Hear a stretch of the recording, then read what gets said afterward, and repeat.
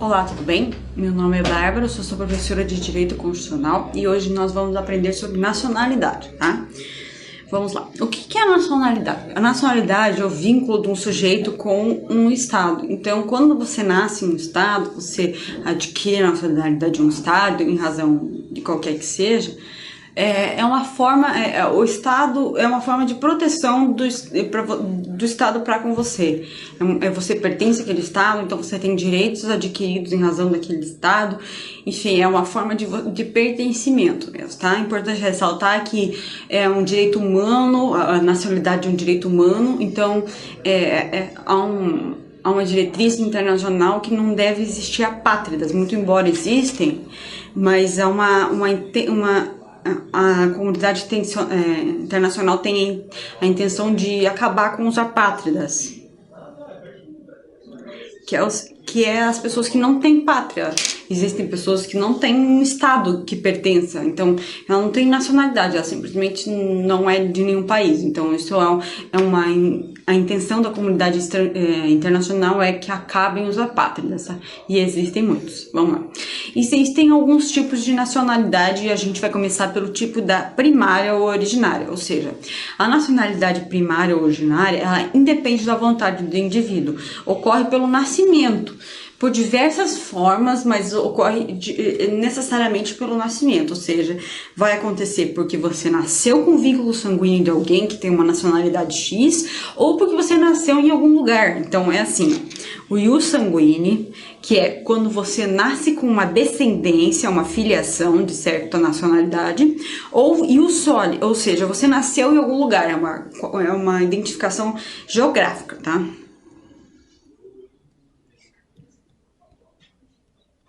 Ou seja, então essa nacionalidade primária originária se divide em duas, a ius soli e o sanguíneo. A ius sanguíneo é a razão da descendência e o soli é uma razão geográfica, ou seja, onde você nasceu que determina a sua nacionalidade, tá?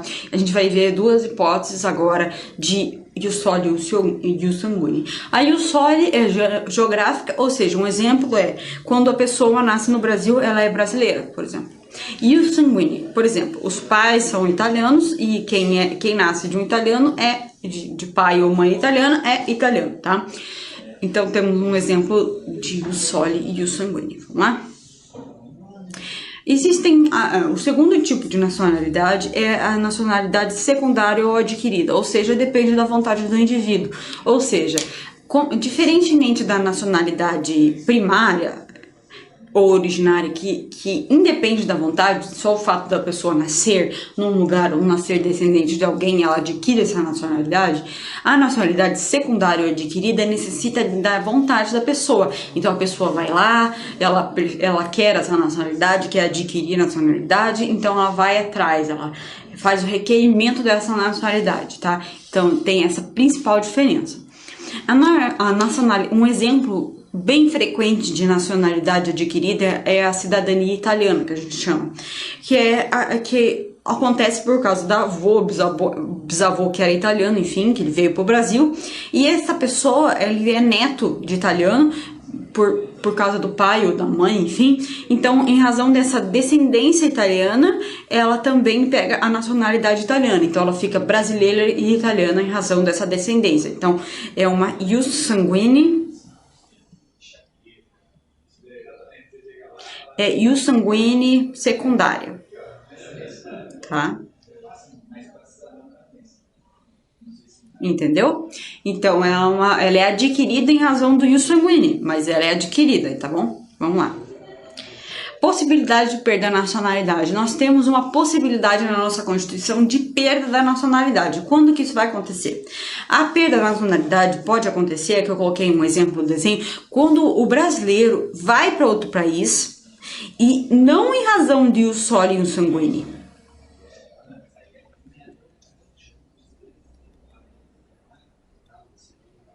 Isso não acontece.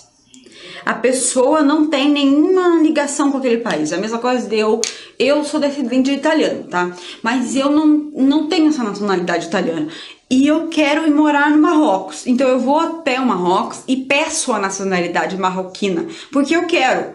Então eu vou ter uma nacionalidade marroquina, por exemplo. Ou vou lá para os Estados Unidos, sou eu aqui.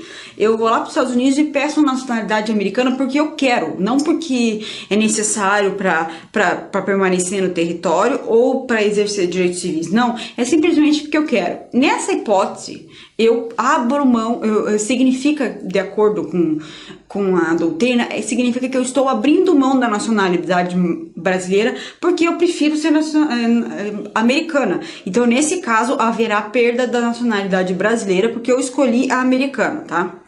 As hipóteses de perda de nacionalidade é essa, porque eu escolhi ser, nas hipóteses de ius sanguine, ius soli, por exemplo, ou de exercer, de ficar no território o direito civis, para exercício de direitos civis, eu não perco. Ou seja, por exemplo, eu sou descendente de italiano. Se eu quiser lá pedir a minha nacionalidade italiana, porque eu tenho descendência, ou seja, eu tenho uma ius sanguine, e eu tiver essa concorrência de nacionalidade entre Brasil e italiano, eu não vou perder, porque isso é uma descendência, uma possibilidade, uma necessidade de esse tipo de nacionalidade primária, ou seja, não depende de mim. Eu sou italiana porque eu sou italiana, porque meu tataravô, meu bisavô, enfim, ele era italiano, então isso não depende de mim, isso advém do meu nascimento, então eu não vou perder a nacionalidade por causa disso. E nem se eu nascesse na Itália e viesse para o Brasil e fosse brasileira e fosse italiana, eu vou perder essa possibilidade de ter essas duas nacionalidades. Isso é possível, tá? O que não é possível é eu escolher essa nacionalidade. Então eu vou para o Marrocos e peço para ser marroquina porque eu quero, não porque eu preciso ficar no país e para exercer os direitos civis. Não, é porque eu simplesmente quero ser marroquina. Nesse caso, eu perco a nacionalidade. Então é um caso bem excepcional, raramente acontece, tá? Então esse é o caso de perder a nacionalidade. Se eu caso com um americano e ganho nacionalidade, não vou perder a nacionalidade brasileira por causa disso. Se eu sou italiana e ganho por causa do sanguíneo, também não vou perder a nacionalidade por causa disso. E se eu tô nos Estados Unidos e pego o green card para morar lá, para exercer os direitos civis ou para continuar nos Estados Unidos, eu também não vou perder minha nacionalidade americana, brasileira. O que eu vou ter é a concorrência, as duas nacionalidades, multinacionalidade, como se chama. A única hipótese é eu escolher essa nacionalidade sem motivo algum, simplesmente porque eu quero. Aí eu vou perder a nacionalidade brasileira, tá bom? Vamos lá. Quais são as hipóteses de brasileiro nato? A gente vai ver agora o que é ser brasileiro nato e as hipóteses de possibilidade de uma pessoa ser brasileiro nato. Tá? Primeira hipótese de ser brasileiro nato: os nascidos no Brasil, ainda que de pais estrangeiros, desde que não estejam a serviço do seu país. Ou seja, a pessoa está passando férias aqui no Brasil, nasce o bebê, a mulher está grávida, nasce o bebê aqui no Brasil, ele é brasileiro. Essas pessoas não estão a serviço do seu país. Agora, caso a pessoa esteja a serviço dos Estados Unidos aqui, essa criança não é brasileira, ela é americana, porque seus pais estão a serviço do país aqui. Então, ela é do outro país, ela não é do Brasil, tá? Por exemplo, eu moro aqui no Brasil, nasci no Brasil, meus pais são brasileiros, eu sou brasileira consequentemente, tá? Vamos lá. A segunda hipótese de brasileiro nato é a pessoa que nasce no estrangeiro, de pai brasileiro ou mãe brasileira, desde que qualquer um deles esteja a serviço da República Federativa do Brasil. Ou seja, vamos imaginar uma família de diplomatas, o pai é diplomata, a mãe vai seguir lá o pai nos Estados Unidos. Aí ela tem um filho, só que o pai está a serviço do Brasil, porque ele é diplomata, ou seja, essa criança é brasileira. Muito embora nascida nos Estados Unidos, ela é brasileira. Pode acontecer dessa criança ser também americana, por causa que nasceu nos Estados Unidos. Mas ela é americana e brasileira, tá? Então ele é brasileiro nato e brasileiro nato americano. Então ele é as duas coisas, tá? Mas isso não significa que ela vai perder a nacionalidade. Novamente eu digo, o pai estava a serviço do Brasil nos Estados Unidos. Ou seja, ele é brasileiro nato, como se tivesse nascido no Brasil, tá? Vamos lá. E tem a hipótese 3. Vamos lá. Os nascidos no estrangeiro, de pai brasileiro ou mãe brasileira, desde que sejam registrados na repartição brasileira competente ou venham a residir na República Federativa do Brasil e optem em qualquer tempo, depois de atingir a maioridade, pela nacionalidade brasileira. Então vamos com calma, esse inciso aqui, ele tem várias hipóteses, então a gente vai ver uma por uma, tá? Os nascidos no estrangeiro de pai ou mãe brasileira, desde que sejam registrados na repartição brasileira competente. Então temos uma hipótese aqui, vamos lá. Eu coloquei aqui o desenho, vamos lá. Por exemplo, nasceu nos Estados Unidos, e lá nos Estados Unidos, a mãe ou pai brasileiro foi lá no consulado e registrou a criança no consulado. Já é brasileiro nato, beleza? Ou a pessoa nasceu nos Estados Unidos, não foi no consulado registrar, nem sabia que tinha consulado, não tinha consulado na cidade, por exemplo. Aí a criança nasceu, é americana, aí de mãe brasileira. Aí depois de 20 anos, tem 40 anos a pessoa, começou a residir no Brasil. Então, desde que ela seja maior de 18 anos, ou seja, a pessoa tem 40 anos e residiu no Brasil, pode pedir a nacionalidade brasileira, que ele é brasileiro nato. Independe de tempo. O que depende é a pessoa ter nascido de mãe ou pai brasileiro. Então, isso é uma possibilidade possível. Se eu tivesse nascido na Itália, por exemplo, aí passou, eu tenho 20 anos, passei dos 18, não é verdade? Passei. Vim pro Brasil, comecei a morar aqui, decidi que eu quero ser brasileiro, fui lá e requeri. Fui lá e pedi. Eu provo que minha mãe é brasileira, meu pai é brasileiro e eu já sou brasileiro nato. É como se eu tivesse nascido aqui, entendeu? Então a primeira hipótese é nascer no país e lá no consulado, lá na repartição pública do Brasil, consulado, enfim, embaixada, e pedir o registro. Aí é como se tivesse registrado no Brasil brasileiro nato. Ou a segunda hipótese é a pessoa depois dos 18 anos vem aqui no Brasil, vai morar no Brasil, quer pedir a nacionalidade brasileira, requer e pronto, acabou. É brasileiro nato, beleza? Já temos outra hipótese agora dos brasileiros naturalizados, ou seja, não é a pessoa que ela nasceu no Brasil ou é filho de brasileiro, enfim, ela quer virar brasileira. Então a gente tem duas hipóteses para isso. A primeira hipótese é o quê? Os que adquiriram nacionalidade brasileira exigidas aos originários de países de língua portuguesa. Apenas residência por 1 ano ininterrupto e idoneidade moral. Então a gente tem dois tipos de naturalização no Brasil. Como a gente tem o pacto dos lusofônicos, que são as pessoas que falam português, os países de língua portuguesa, eles se uniram e tiveram essa reciprocidade, ou seja, quando a pessoa fala português, mas mora no Brasil 1 ano e tem idoneidade moral, ou seja, não cometeu crime, tem um trabalho, enfim, com esses três requisitos de falar português, residir 1 ano no Brasil e ter idoneidade moral, ele já pode virar brasileiro naturalizado. É só requisitar numa repartição competente aí que ela já tem. Então é necessário, nessa primeira hipótese, necessitar 3 requisitos, ou seja, falar português, ficar 1 ano no Brasil e ter idoneidade moral. 3 requisitos e já vira brasileiro, tá? Agora tem a segunda hipótese, que é mais difícil, é um pouco mais difícil, por quê? Porque a pessoa não fala português. Nesse caso, qualquer nacionalidade, a pessoa tem que morar no Brasil há mais de 15 anos e lá sem condenação penal, ou seja, não pode ter nenhuma pendência com a lei, com a justiça criminal, digamos assim, e tem que ir lá requerer, ou seja, são outros 3 requisitos só que são mais difíceis, ou seja, a pessoa tem que morar no Brasil há 15 anos, não pode ter condenação penal e tem que ir lá na repartição pública requerer, tá? Então são 3 requisitos.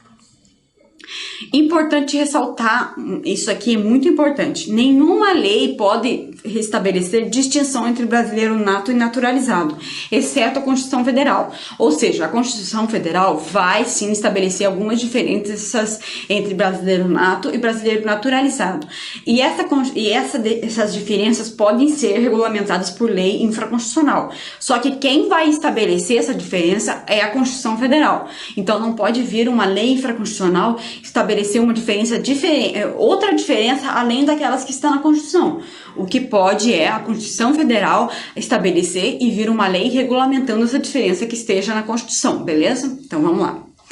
Existem diferenças que a Constituição colocou entre brasileiros natos e brasileiros naturalizados. Agora a gente vai ver essas diferenças. Existem os cargos privativos de brasileiros natos, então a gente vai ver os cargos que estão na administração pública que não podem ser de brasileiros natos e essa possibilidade de extradição de brasileiro naturalizado e não brasileiro nato, tá? A gente vai ver agora. Cargos privativos de brasileiros natos. Existem cargos na administração pública que são privativos de brasileiros natos, tá?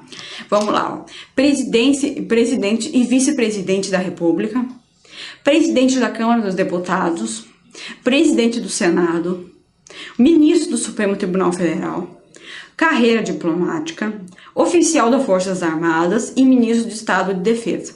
Aqui, para você ficar mais fácil de você lembrar essas pessoas, eu dividi em duas hipóteses.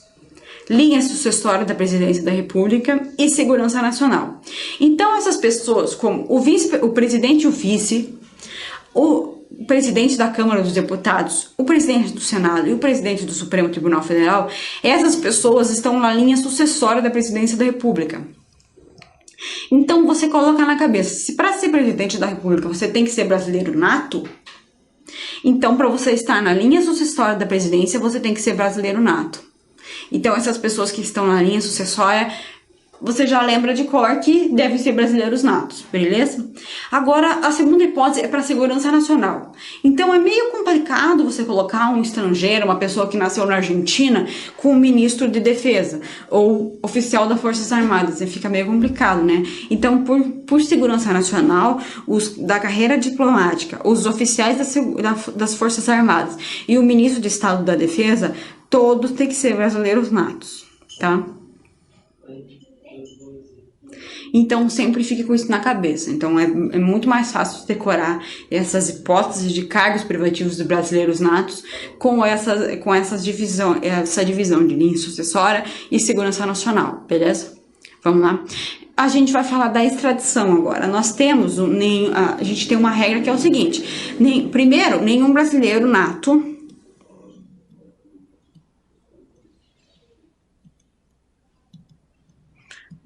será extraditado. Jamais. Então, eu sou brasileira nata, eu nasci aqui no Brasil, então eu jamais vou ser extraditada. Em nenhuma hipótese eu vou ser extraditada. Mas temos uma hipótese que vai ser extraditado, que é o brasileiro naturalizado. O brasileiro naturalizado poderá ser extraditado em 2 casos. No caso de crime comum, que foi praticado antes da naturalização, ou seja, o brasileiro naturalizado cometeu um crime nos Estados Unidos, o americano foi naturalizado brasileiro.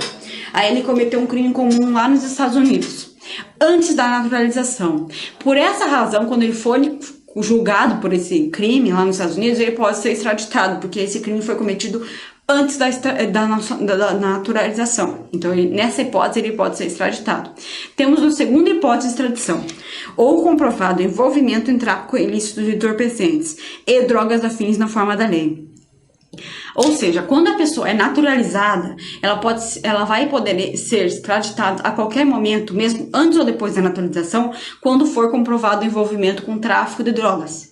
Em outras hipóteses, não. Mas quando for envolvimento com tráfico de drogas, a qualquer momento ele pode ser extraditado, tá bom? Então, por exemplo, vamos imaginar aquele traficante mexicano super famoso, o Abadia. Vamos imaginar que o Abadia, ele foi naturalizado brasileiro, tá? Vamos imaginar isso. Então, a qualquer momento, antes ou depois da naturalização, ele era traficante de drogas, então ele pode ser extraditado a qualquer momento. Agora, se ele tivesse cometido um crime comum, só cometido antes da naturalização, que ele pode ser extraditado, não depois. Então, se ele cometer um crime comum depois da naturalização, ele vai cumprir a pena aqui no Brasil. Se for for um crime de tráfico de drogas, ele pode ser extraditado a qualquer momento, tá bom? Já o brasileiro nato jamais vai ser extraditado em nenhuma hipótese. Ele vai sempre cumprir no Brasil, ele nunca vai ser extraditado, tá bom? Essas são a nacionalidade, é uma aula bem rapidinha, é bem simples de você pegar. Então existem os brasileiros natos, os naturalizados, e o sanguíneo é de descendência e o soli é de nascimento em um local geográfico, tá? Existem países que tem o sanguíneo e o soli sem qualquer restrição. A Itália é um deles, a Europa em geral é um deles. Então, se você é descendente de alemão, em qualquer lugar do mundo, independente de onde você nasça, você é alemão. E se você tem países que só você nascer lá, que você já é, por exemplo, do país. Então, não independente se você tiver trabalho ou não, se seus pais tiverem trabalho ou não, se for da repartição pública ou não, se você nascendo lá, você já é daquele país. Então, preste bem atenção nessas diferenças, lembre que o brasileiro nato jamais será extraditado e o naturalizado só vai ser extraditado em 2 hipóteses, tá bom?